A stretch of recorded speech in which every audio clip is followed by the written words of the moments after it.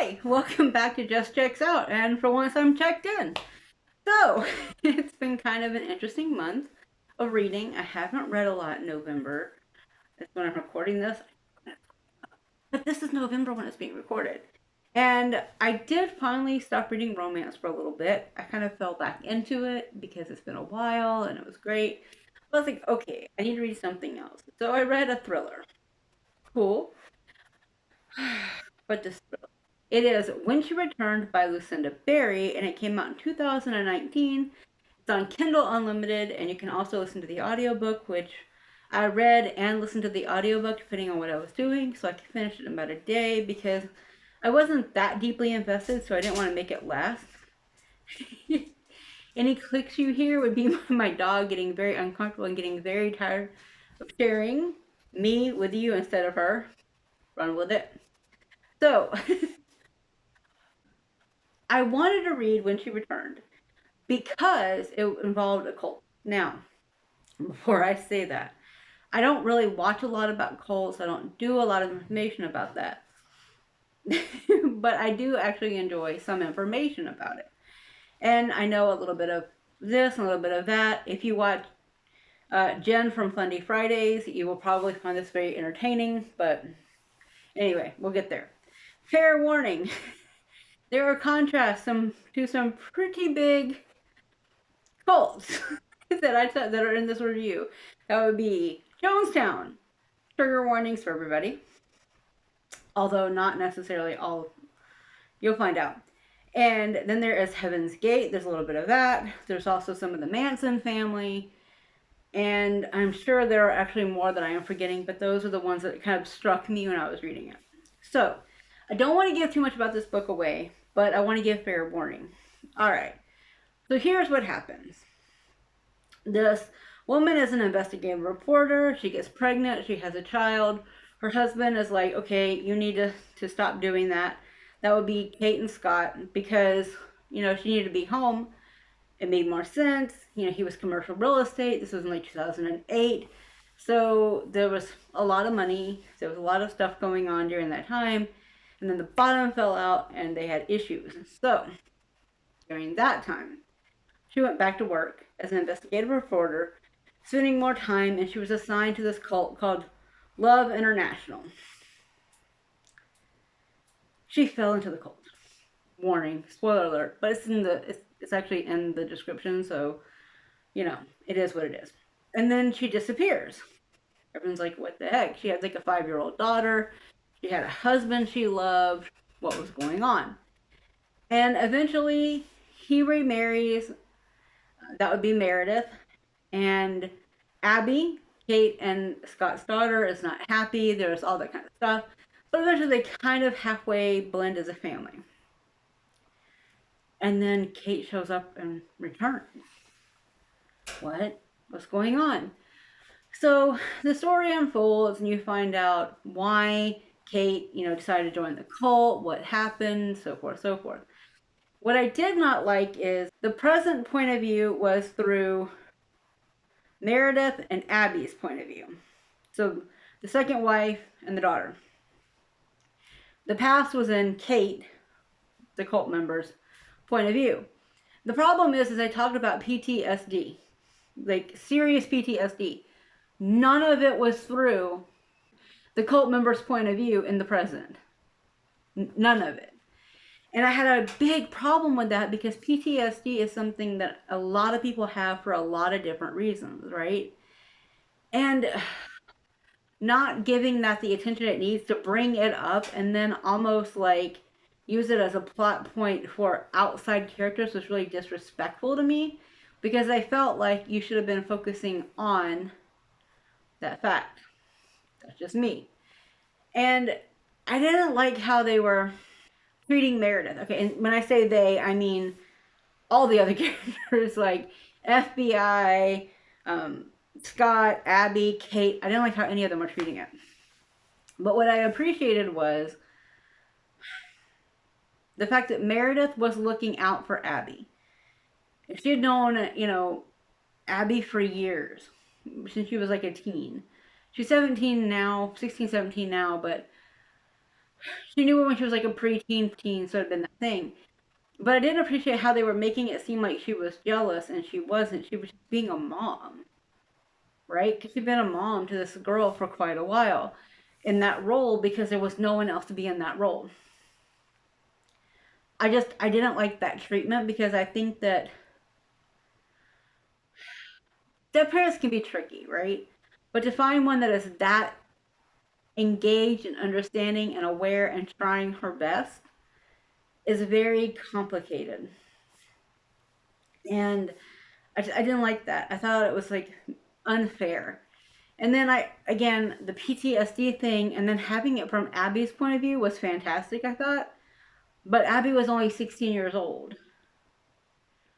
So taking care of her mom after the return on any level just kind of felt wrong to me, generally speaking.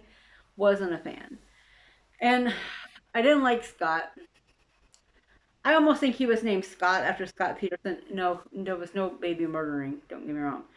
But he had that air of affability but controlling. You know what I mean? I wasn't a fan of that. And, those were honestly, in the present, those were like some of the main points of view. Like, you didn't have Scott's point of view because it wasn't about him, it was about the women. But he was in Meredith and Abby and Kate's lives throughout the book. So you kind of got his point of view as well, based on his actions and reactions. And I don't know. I didn't like it because I felt like Kate's past made a lot of sense. And I liked the progression that you saw in her storyline through that. But also, I felt like if you were going to do that, we really needed to have her point of view in the present to understand the past, right? Because when you're looking at it from an indirect point of view, it doesn't hold the same weight. And I felt like that was a really big miss for me. And I gave this one 3 stars, but it was barely three. Like, I gave it three because Goodreads and like Amazon did not have a 2.5 rating. I really did not like that, and I guessed what was going on very early in the book. It was easy to see. You could see where things were going. There wasn't a lot of psychological thriller in it, which is a shame because the author turns out has a PhD and she's studies psychology.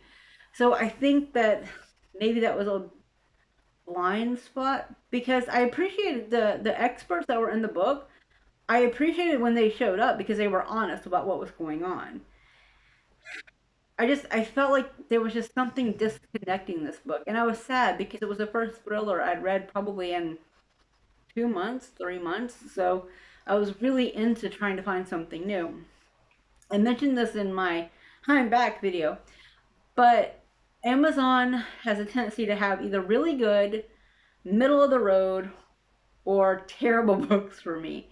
Like, the good ones are usually not through Kindle, not through Amazon, but they're through Amazon Publishing. To me, it's the same thing because that's where I get them. But they're not through Amazon Publishing. They are through, indies or, self-publishing, stuff like that. Amazon has a tendency not to edit or to be very like surface level editing. And I've noticed that a lot lately. And I think this book really suffered from that. When She Returned is out by Thomas and Mercer, which I'm assuming is their crime thriller, that line. Because Amazon Publishing has quite a few. They have Montlake for romance, Lake Union, which has a lot of the kind of general fiction, lit fic type stuff, and then they have also Thomas and Mercer. And I just checked it. So I'm verifying this. And I just feel like overall, editing and publishing in general needs to have an overhaul because I feel like they're trying to push out so many books. They're not giving the attention and the detail to make a book better. And that's not me being like just subjective. I've talked to other people who have also noticed this in the publishing industry. And I think there needs to be a pullback because this book could have been really good. It could have been so good to talk about like what she went through instead of just seeing it from her point of view, but her communicating with those she was with, right? And they talk about a little bit about the domestic violence that comes with being in a cult and in that kind of world. and you got it. And then they're like, the leader, Ray, of the cult, he reminds me of Warren Jeffs. Of course, we all know who that was. He had a slew of underage brides. And so we remember all of that. And it had a lot of that feel to it. Like it had that, megalomaniac and that sweet on the outside, cruel on the inside. Like we hear about that with cults all the time. And some of them are bigger ones that I won't really talk about on this channel, but we know who they are because they're on our screens all the time. Usually in big blockbuster movies involving spy thrillers. But anyway, so there's all that going on, and there was so much to it that I wanted to see. I wanted to see it more from Kate's point of view. I liked Meredith. I was okay with Abby, but I felt like Kate kind of got the short end of the straw because, like, we were watching and hearing and feeling and experiencing all her feelings in the past, but not the present. And I think that was detrimental to the book. And I think a good editor would have said, stop. Like, you need to rearrange some of this stuff or tighten it up, or we can add like an extra 5 pages or 6 or 7 pages to make it work, just to give flashes, because we don't really have them. Again, like, her post cult life is indirectly discussing her when she's the topic of when she returned, when Kate returned. And I think that it was really missing that. And I don't know. I feel like it could have been a much better book. 2.5 was me being kind of generous. Again, I rounded it up just because you can't really give, 2.5 stars on most rating sites. But I don't know. I couldn't. I tried. And I read it in a day. It was only like 289 pages, so it wasn't that long for me. It didn't have what I needed it to have for a thriller. I'm hoping whatever I pick next is, because I have a list of like 3 on my, Kindle to listen to. Because like I said, I enjoy listening to them. I think I said this in the last video, but I enjoy listening to them when I go underground because I don't get internet reception, so I can just listen to it straight through. And my commute's like 20-30 minutes, listening at twice the speed. You can blow through a book pretty easily in a week. And just leaving it for an audiobook. But that's my view. I gave it a 2.5. I think that, I definitely think it could have been a better book. Unfortunately, it was not. Which is sad. So that's my overall rating. That's my overall score.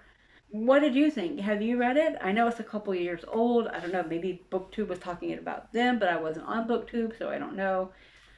Do you have any that you would recommend, like a good thriller? Again, I always say on Kindle Unlimited or Audible because that's easier. My library does not have hardly any audiobooks, and they don't have a lot of books that I read in the ebook section because English is a second language here, right? So it's not the primary language. As much as I'm learning German, I cannot read a book by itself yet. So, that's it. What do you think? Would you like more reviews? Like singular reviews instead of roundups? Just let me know. Bye.